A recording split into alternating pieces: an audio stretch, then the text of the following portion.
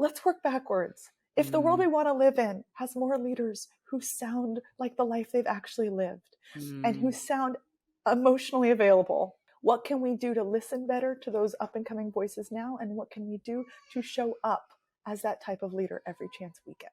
Welcome to the Unconditionally Worthy Podcast. I'm your host, Dr. Adia Gooden, a licensed clinical psychologist who believes deeply that you are worthy unconditionally. Hello and welcome to another episode of the Unconditionally Worthy Podcast. I just had an amazing conversation with Samara Bay. She is a speech coach for celebrities, actresses, congresspeople, politicians, and she is incredible and wrote a book called Permission to Speak. We have this incredible conversation about how, owning our voice and tapping into the strength and power of our voice is connected to our self-worth. It's a really insightful, free-flowing conversation that you are going to want to listen into. I know that when you hear it, it's going to give you a new sense of awareness of your voice, of how you use it. And you're even going to get some tips along the way about how to support yourself in using your voice powerfully. I love this conversation and I sincerely hope that you enjoy it too. Let's get into the show. Hello and welcome to another episode of the Unconditionally Worthy Podcast. I am really excited to welcome Samara Bay onto the podcast. We met in Puerto Rico at a conference. Well, really we met at dinner or in the streets of Old San Juan, heading to a bar club that we walked into and then we're walked out of. We were in a big group of women entrepreneurs and, I was somewhat familiar with Samara's work about kind of how do we own our voice and speak up powerfully. And so I asked her then that night on the streets of Old San Juan, will you be on my podcast? And she graciously said yes and has followed through, which I am incredibly honored by. So she is the author of Penguin Random House bestseller, Permission to Speak, a revolution and how to think about your voice and everyone else's, out now and available in 15 plus countries. I am listening to it on audiobook. She reads the audiobook. So that is a wonderful experience that I would highly recommend. She's a Los Angeles-based speech coach whose clients range from candidates for U.S. Congress to C-suite executives, change-making entrepreneurs, thought leaders, Hollywood celebrities, and high school girls. I am so excited to welcome you to the podcast. Thank you. I'm very pleased to speak with you. Off the streets of San Juan. Off the streets. And without the umcha in the background. Right. Exactly. Well, I'd love to start this conversation where I start all of the conversations that I have with guests, which is by asking you to share a bit about your own self-worth journey. I love this question because I feel like it super overlaps with the question that has started to come up a bit on my book tour and that I now claim as a sort of icebreaker, which is, who gave you permission to speak? Honoring that, of course, inside of the concept of permission to speak, we all know, we would like to be able to say, I give myself permission to speak, but that the reality is that often we're exposed to what it feels like to be taken seriously, if we're lucky, by someone else at some point. And then we sort of have to take that energy and run with it. And I think there's something there for your question as well, right? I grew up with parents that decided on principle to take me seriously. Not all parents do that, right? And I mean, I sometimes don't think I honor them enough in public. So I guess I'll take this moment to say that. My dad is a scientist and my mom is an artist, a philosopher, a thinker, a big person thinker. And they ended up with this daughter who, quite honestly, was not going to go into science. I decided when I was less than 10 to be an actress. And they were then we are patrons of the arts. Not that I made them patrons of the arts, but that, then that identity came out in them and they have so supported me. And, I see a direct line to that and the way that I am supportive of my clients. Which is not to say, obviously, that like, yay, life was easy. I mean, trying to make it as an actress, you find out just how many other people do not take you seriously. Trying to make it in any industry as somebody who comes across as warm and smiley and friendly and girly.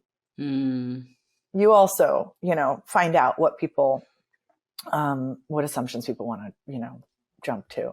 And this ties into really my own story around voice too, because I lost my voice in this wild, multi-month journey in my early 20s. And only in retrospect, with years of first speech pathology training, but then also kind of just deep thought about what the heck do we swear here? What the fuck went on there? Only then was I able to realize that in an attempt to get quote unquote taken seriously, which really is a stand-in for any, respect, power, I had habitually started lowering my voice just a tiny, tiny bit in pitch.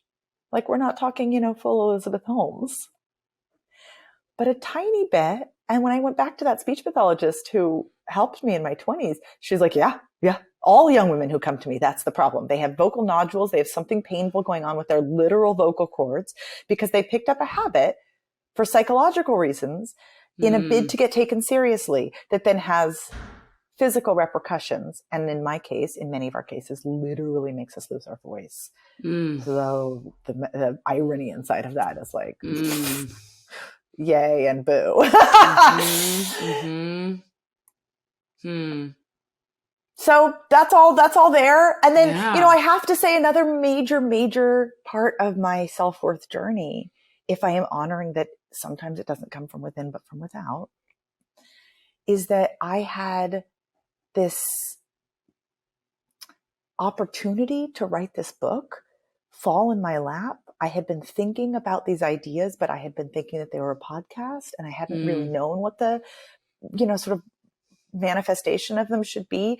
And I met a literary agent through a friend, and that friend literally just said, you two should meet. I mean, it was so kind and such a sisterhood moment. And I was not looking for it. And then through the process of working with him and coming up with a proposal and pitching it, I had this wild week, March 23rd of 2020, when the world had just shut down, when I got to pitch it to 14 interested publishers. Wow.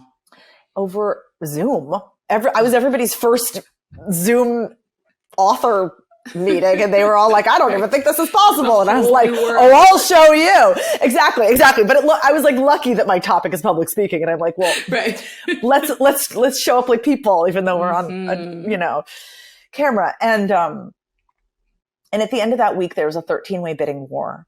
And I cannot deny that gave me a sense of self-worth. I mean,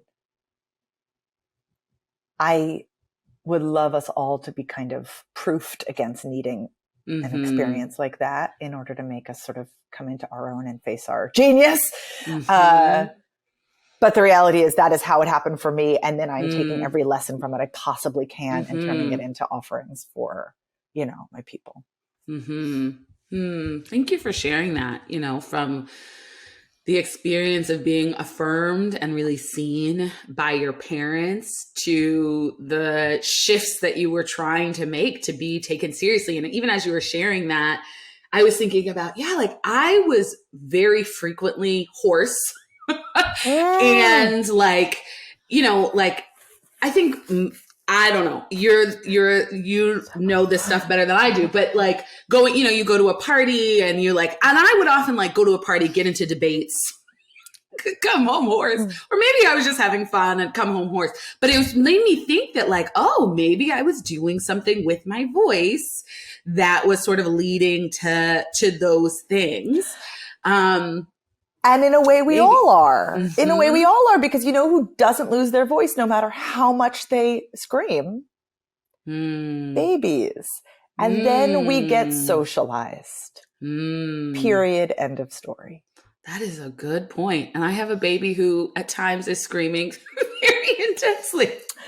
You're like, I wonder when you're going to lose your voice. Oh, you're not. What an interesting social experiment. Right. Good point. Usually when she doesn't want to go to sleep, that's like the time. But oh God. Yeah, that is such a good point.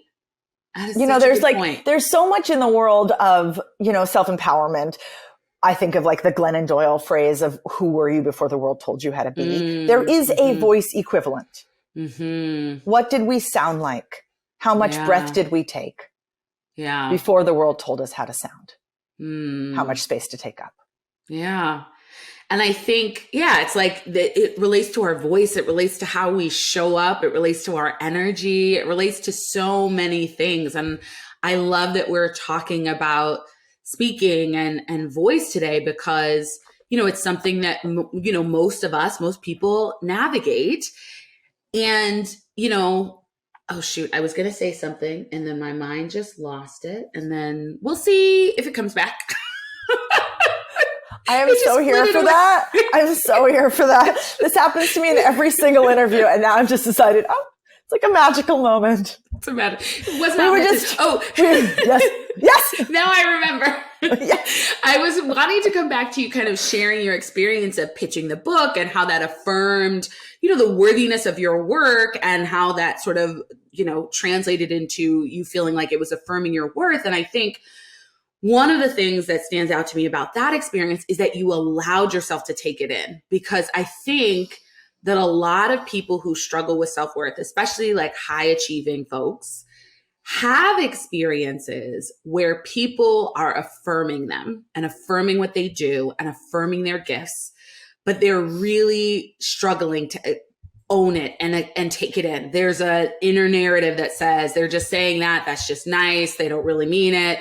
Blah, blah, blah, blah, blah. They're just blah, blah, blah, right? Like all the stories that we can tell ourselves to block the affirmation from coming in. And what I love about what you shared, it's like, all of us are not going to have a 13-way bidding war on a book proposal. That is incredible. And many of us have like other things where people are saying, I so appreciate you and thank you. And that was amazing. And that was brilliant. And part of our challenge is that we don't let it in.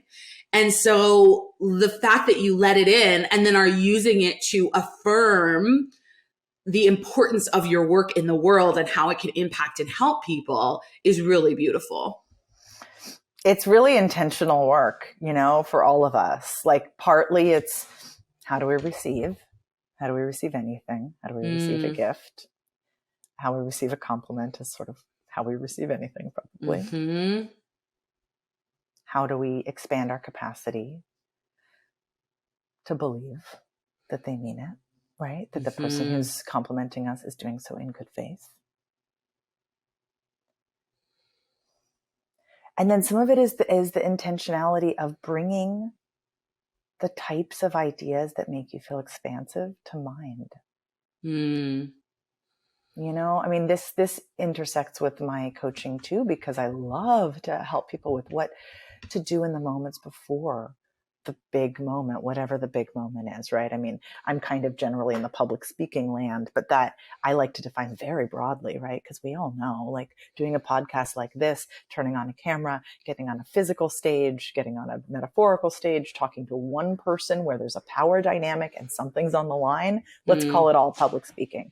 And the question is, how do we prepare ourselves to give ourselves the most amount of permission to show up as the version of ourselves that is powerful and strong and warm and ready to receive. So this also means that I have, created a practice, I guess, of collecting those moments where I do feel like someone I admire is admiring me back. And naming that, collecting those, literally writing them down or keeping them up here if you trust, your mind to do that, is how we prime ourselves for power. That's a phrase right out of Amy Cuddy's book, Presence. So the psychology of priming, right? But specifically that our whole, like on an MRI, you see the difference if you prime yourself for power or if you prime yourself for powerlessness. And taking into account all of the ways in which the power structures of our own life and our culture at large are unfair, taking all that into account, not dismissing that, not invalidating that, but wondering for ourselves, with curiosity and with a little bit of mischief.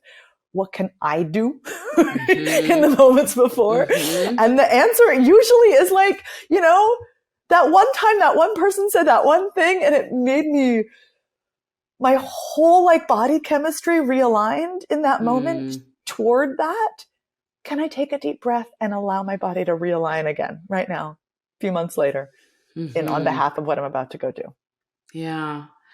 I love that, because I think so often we are priming ourselves for, I don't know what powerlessness may be. It's like the negative narratives, which often get activated to protect ourselves, right? Like everybody's going to hate it and you're going to mess up and and what if you do this and you're going to say something stupid and everybody, right? Like that's often where our minds run in an attempt to, first of all, I think process the normal sort of anxiety that comes up before you're going to do a speech or something in public, something where you're going to be vulnerable, right?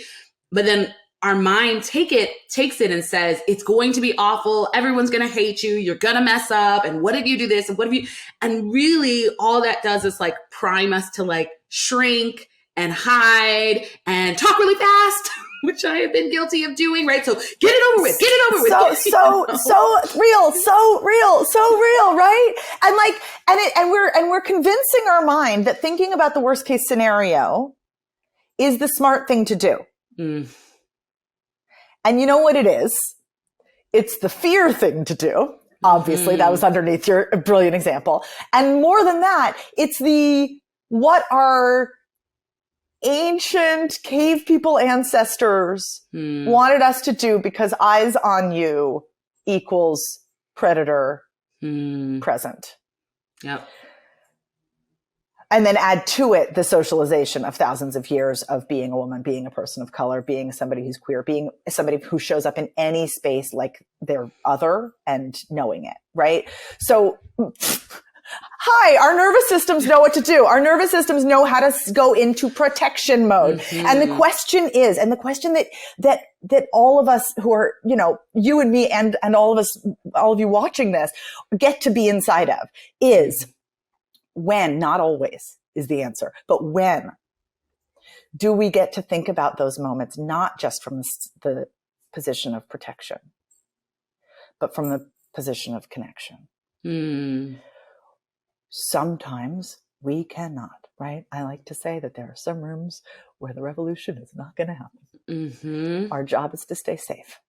Check. And then when we just allow ourselves to consider, when I pitch this idea, when I go on this podcast with a really loving, interviewer, when I do this thing where I have a little bit of power or privilege or possibility, is this the space where I get to play around a little tiny bit with, what if I approach not from a protection standpoint, where fear is, all public speaking is discussed in terms of fear, but rather love.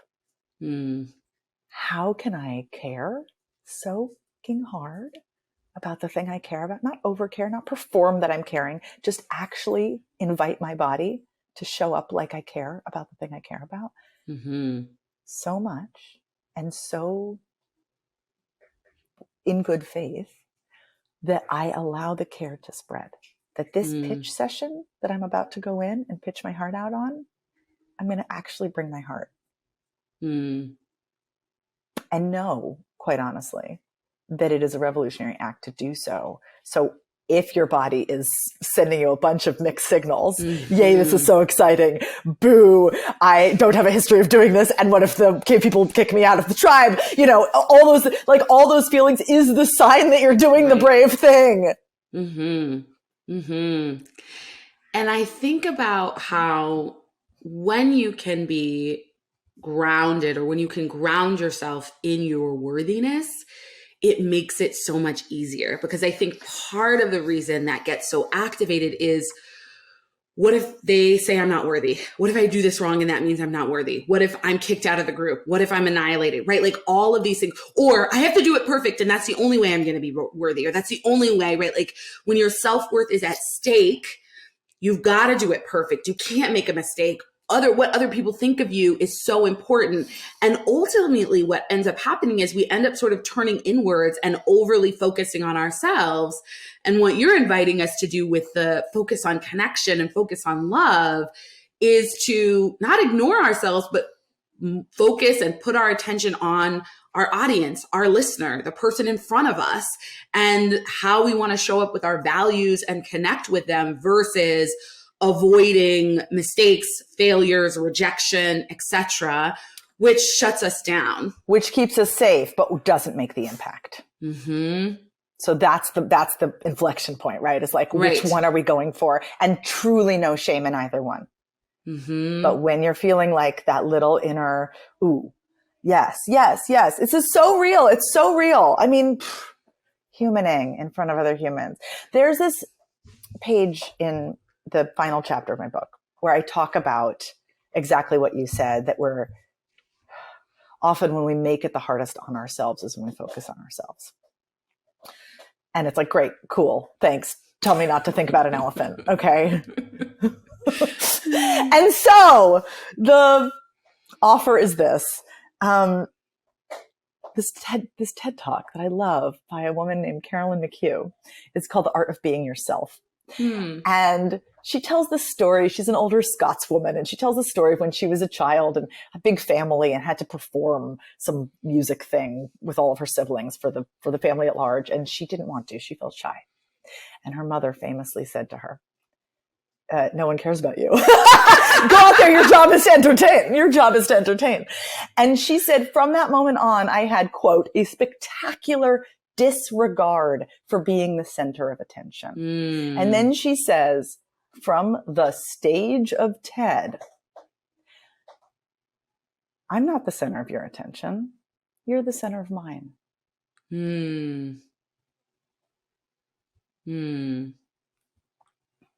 I love that.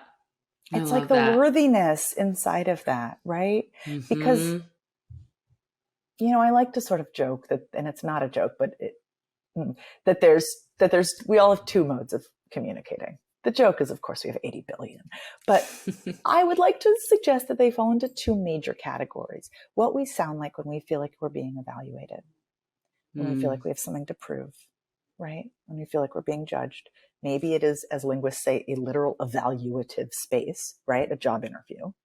But maybe it's not. And we just sense that people are sizing us up. And that sensing of that affects how we show up, right? Mm-hmm. And the other way is when we don't. And it's unrealistic to be like, okay, so that version of you that has nothing to prove, just bring her with you everywhere. Okay, bye, right? But there is something instructive there. Mm-hmm. And it's something in that TED Talk. It's something in that idea that when we are on a stage and all eyes are on us, our eyes are nonetheless also of value. Mm-hmm. And what we are seeing matters. And that public speaking is fundamentally about being seen and being heard, but it is also fundamentally about seeing and hearing.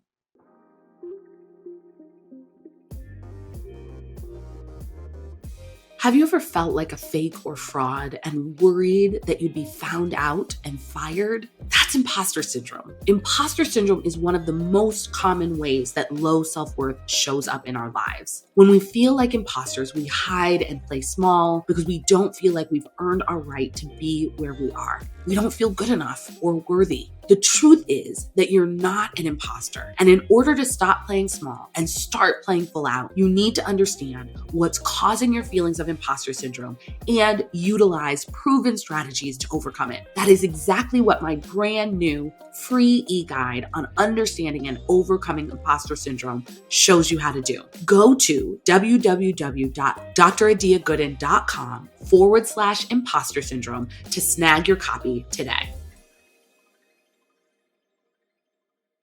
When we hear the most powerful and impactful speeches, or when we have the most powerful and impactful conversations, usually it's because we feel seen, right? And we feel connected, right? So one of the things that people, I will say semi-commonly say to me when I'm doing a workshop or a talk is like, I feel attacked.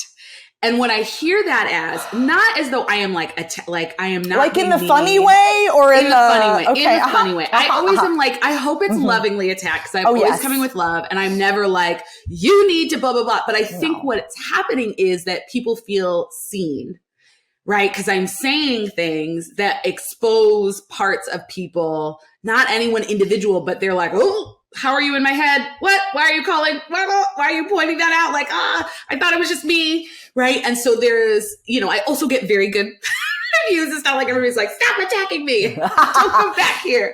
But I think it's because people feel seen. And that's like when we are in the mode and like operating in that sort of flow, that energy, that presence, people feel seen by what we're saying, right? And it's not like the zoned in, oh my God, my voice is quivering. Because then, as you know, it's a feedback loop. My voice is quivering, my legs is quivering. Oh my gosh, what are people thinking? Oh my gosh, I'm going to forget my words. Oh my God. Blah, blah, blah, blah. And then you're gone, right?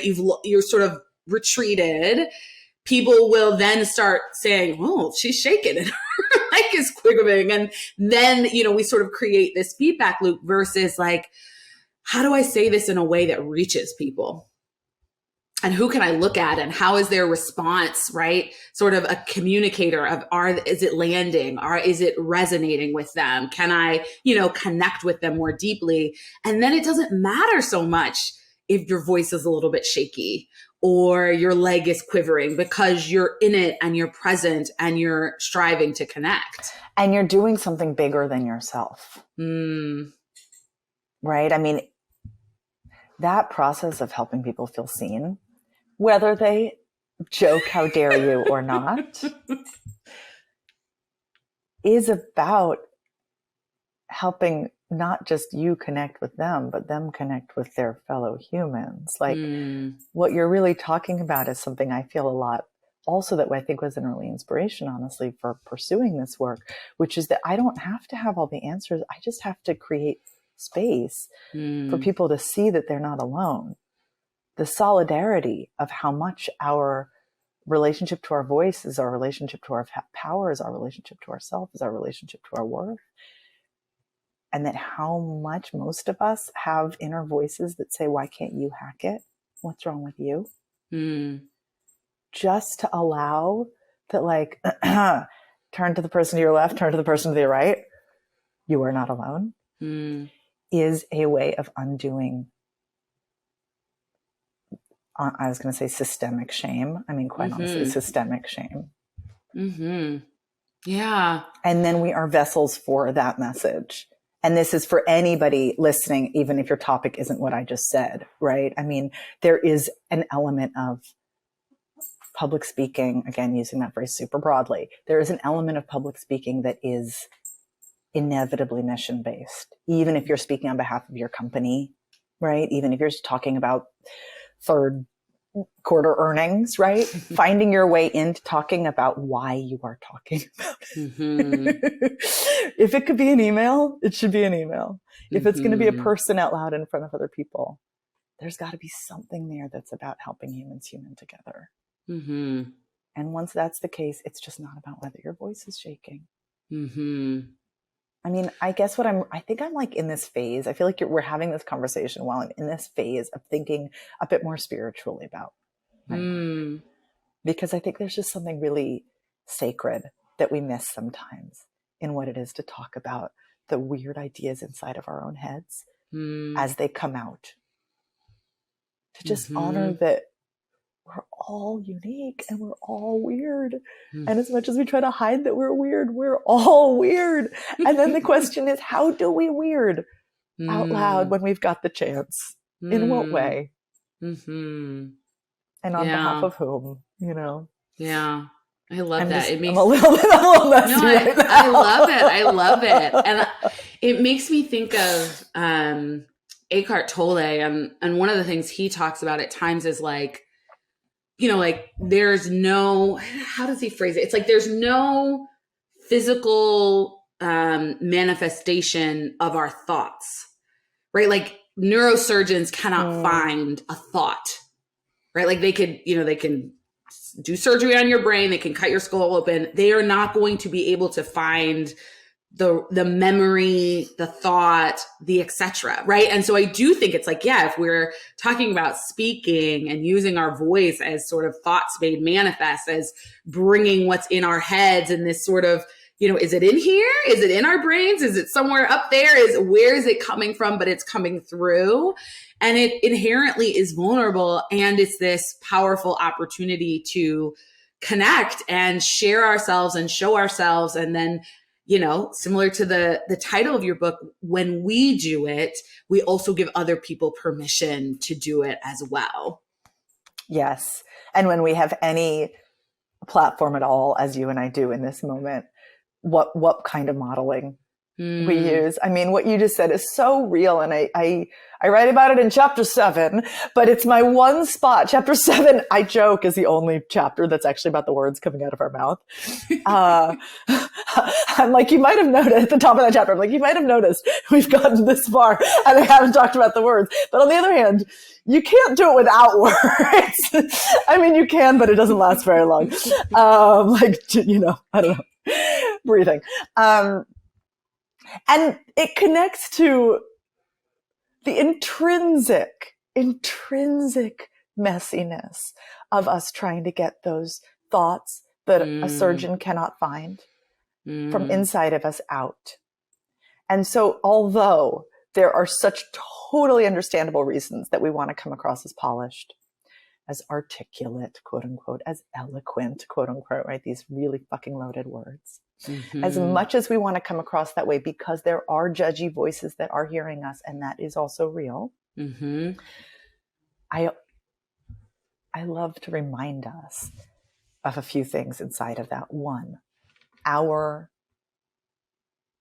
ideas about the future, our plans, our half hopes that we haven't fully thought through, our feelings inside of our body, and our memories, our future, our present, our past, do not exist inside of us with words.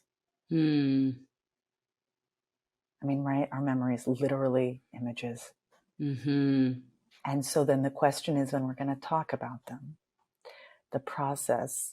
is the process something we can honor? That the process is, let's try out this collection of words on this set of ears.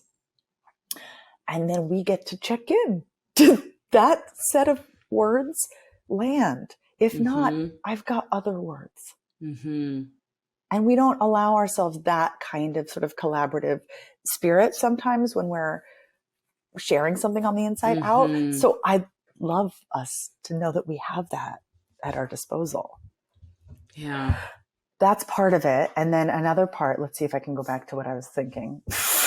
And then another part is that,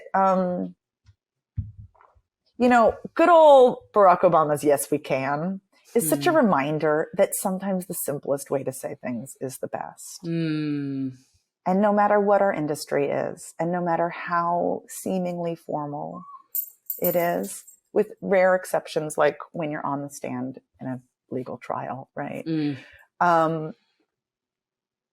I bet informal is what actually will make the impact you want to make. I wrote in chapter 7 around the "Yes, we can" conversation some alternative, like fancier way of putting it.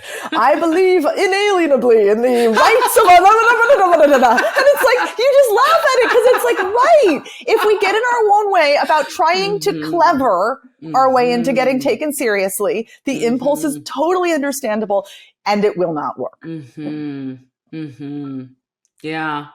I mean, I bet you and I are both, like, with copy and with everything, like, always just trying to find, but what's the most visceral way of saying this? Yes. Right? How do I just say, like, what we're really talking about here is our relationship to our own self, to how we be out loud in the world, and to the messages we've gotten that we can't be the way we think we are, you know? Yeah. One of the things, I love so much of what you said, and one of the things that sort of brings up is the fact that you don't in this book prescribe rules or even like strict guidance for like, this is what you should do. And I love it so much because you are saying, no, I'm not going to do that, because that is what the world is doing, right? The world is saying, if you talk this way and you speak this way and you show up in this way, then you will be accepted and you will have power. And we have tried that and it doesn't work, right? And you are saying, actually, it works for certain people, and it's, you're right. And the lopsidedness is noted. Exactly. And so you're saying, I'm going to tell you about the ways that we can speak and the ways that we can communicate. And then I'm going to encourage you to intentionally choose how and when you speak and express yourself in the myriad of ways that is possible. So appreciate that. Thank you for saying it that way. Yes, I have two thoughts on this. Let's see if I remember them both. One, part of what the Yes We Can reference is an invitation for all of us is, who are we already listening to? Who do we love to listen to? How do they show up in the moments that quote unquote matter? Really, when the stakes are just high, when people are listening. And a completely different picture begins to emerge, so that no matter how many shoulds you have in your head, if I don't show up like this, I won't be taken seriously. We can sort of offer some evidence to the contrary, rather than trying to convince ourselves. Offer evidence. How does AOC speak? How does Michelle Obama speak? How does she speak when she's doing a speech versus how does she speak when she's in a chat? Can listening to some of our heroes give us permission not to show up like them, but to show up like us, as they have? That's one. Literally make a list, right? It's so hard for our brains to keep those names up there, because we know, like, those are my heroes. But then when it's like, but my chance to speak, we revert back to these old shoulds. I think that is part of the cultural amnesia of living inside of a white patriarchal society. It's hard to keep them in our head and use them as they should be used. So make it easier on yourself. Make a list. Text them to your friends. I don't know. That's part of it. And then the other part, I really did forget.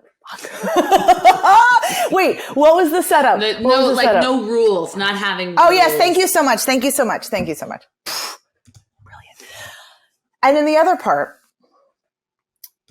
is that the reason that I deliberately am not offering, don't do this, do this, is that the history of who the public has been made for, and literally built for, and how people have shown up in public spaces and how they have historically spoken, is a history of teaching us not to trust our own voice. And the entire point of Permission to Speak, both the book, the concept, my heart,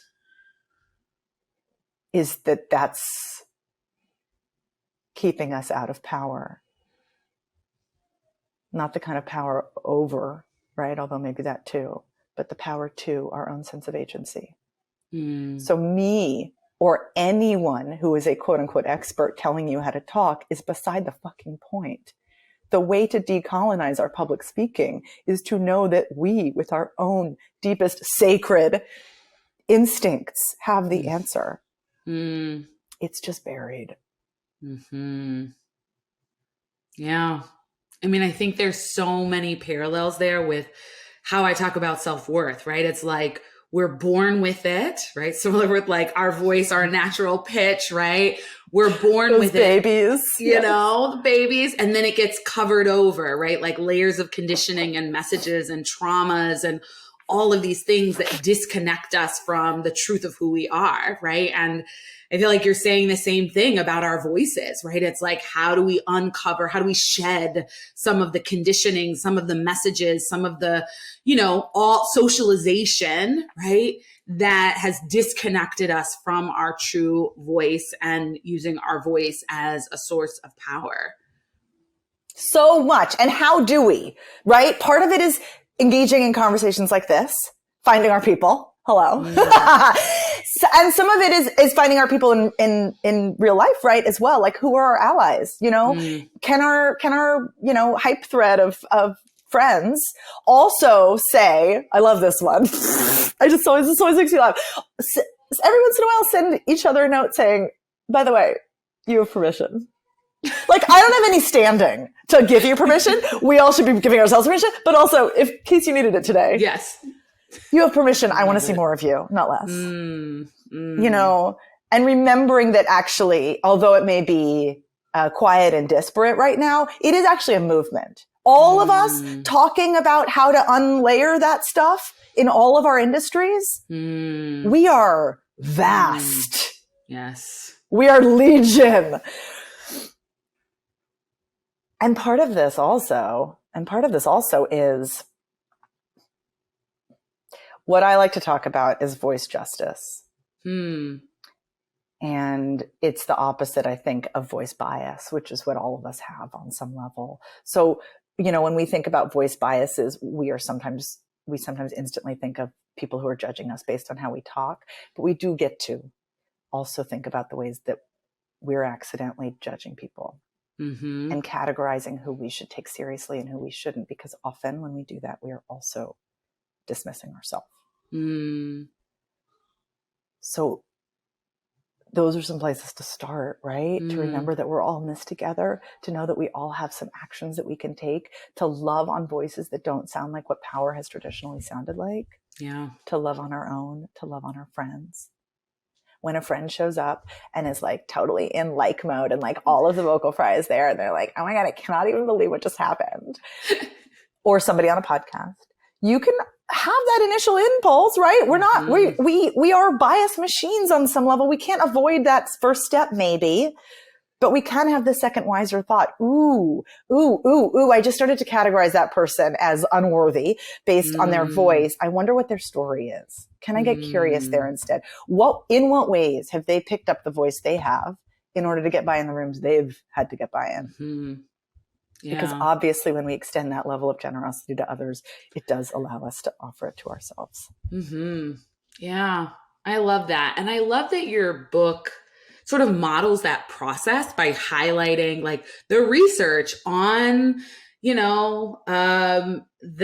ending your question, your sentence with a question. And like, I think you cited a study that was done on sororities and how it's like, well, in these statements, they did have a question because it was communicating this. And in that statement, they didn't, or, you know what I mean? Or talking about, Glennon Doyle and Oprah using vocal fry, right? And it's sort of like reminds us to gently interrogate, wait, where did this come from? And where did this idea that this means somebody isn't saying something meaningful come from? And what have I been told? Like, I think, my parents used to say all the time, you say like too much, right? Like that was a very consistent, and I know it was coming from a place of they were worried about me being in a world where people were not going to take me seriously because like was scattered throughout my vernacular, right? It was how I spoke. And so it's like, it helps us to dismantle some of the conditioning that we have, grown with. And it's sort of, in so many ways, it's the water we're swimming in, right? And so it's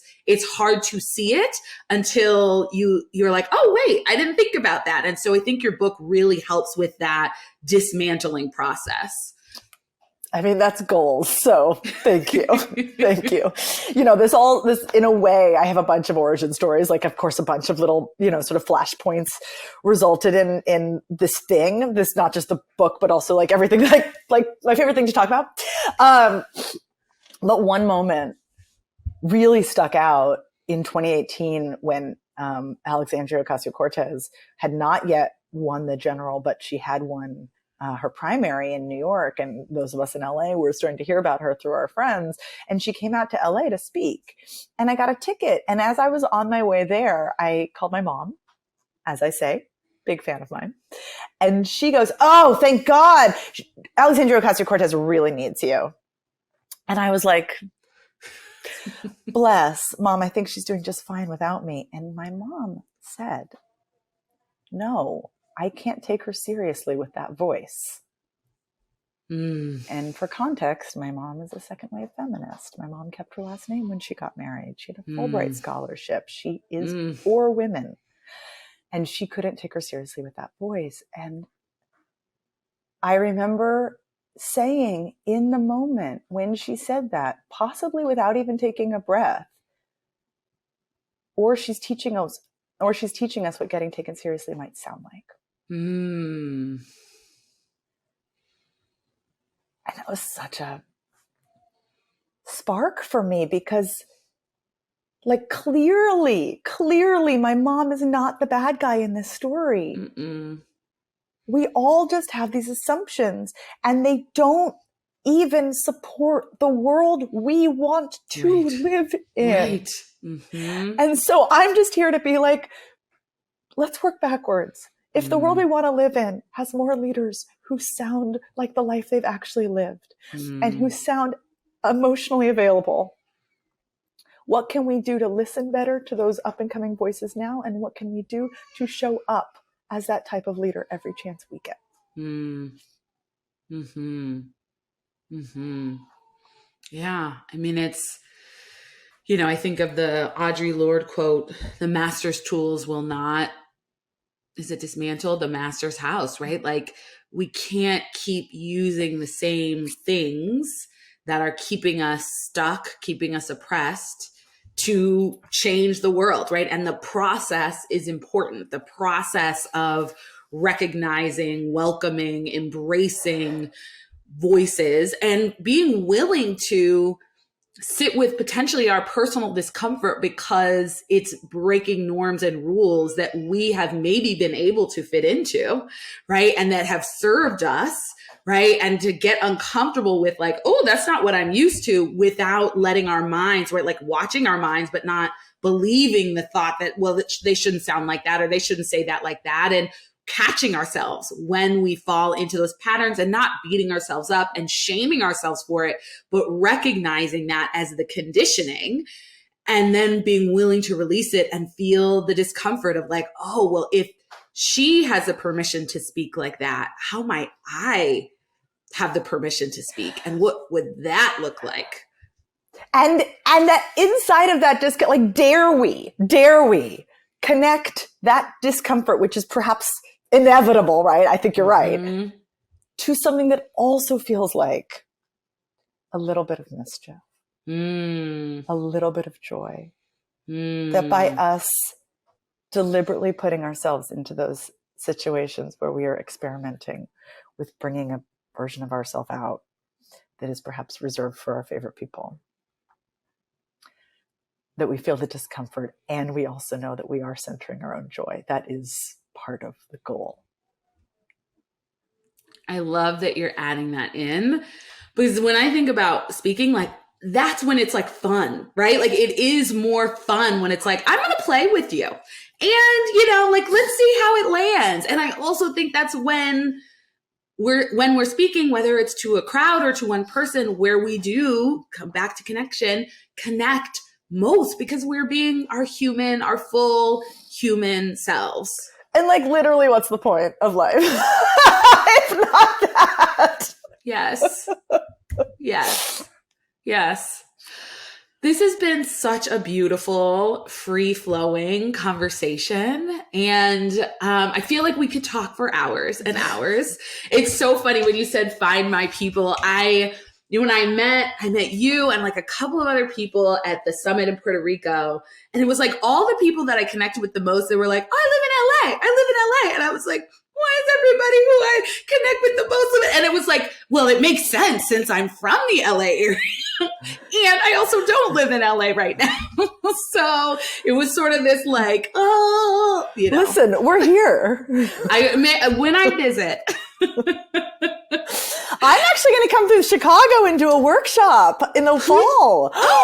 Please thing I have not announced yet. Please tell me about this. I would love to see you. I would love it. I would love it. So thank you so much for being willing to show up and share so honestly and authentically, for engaging in this really thoughtful and insightful conversation with me. Let people know where they can find your book, remind them of the title, and where they can connect with you. I love that. So easiest thing, if you go to my name.com, samarabay.com, you can learn about two things. One, the book, and two, how to actually work with me. Because I think visibility on our own terms is kind of where we're all at right now. If you want to amazing little secret goodie, samarabay.com/goodies, GOODIES, is your 5-minute warm-up for what to do in those moments before. And then also I'm over on Instagram, at Samara Bay. And I do, as you know, I do a reel a week, and it's been such a delicious way to, I was going to say engage. That's such a social media term, but you know what I mean? Like have actual conversations with people all over the world. And God, it's just been so great since the book has come out in February, just actually hearing responses from people who are just like so getting their boat rocked by it. I didn't dare hope, honestly, for this response, and it's just been so meaningful. I am so glad to hear that. So yes, buy the book, Permission to Speak. It is wonderful. You can listen on Audible. You can buy the book wherever books are sold. It's really, an energizing and empowering book. And also get your goodies.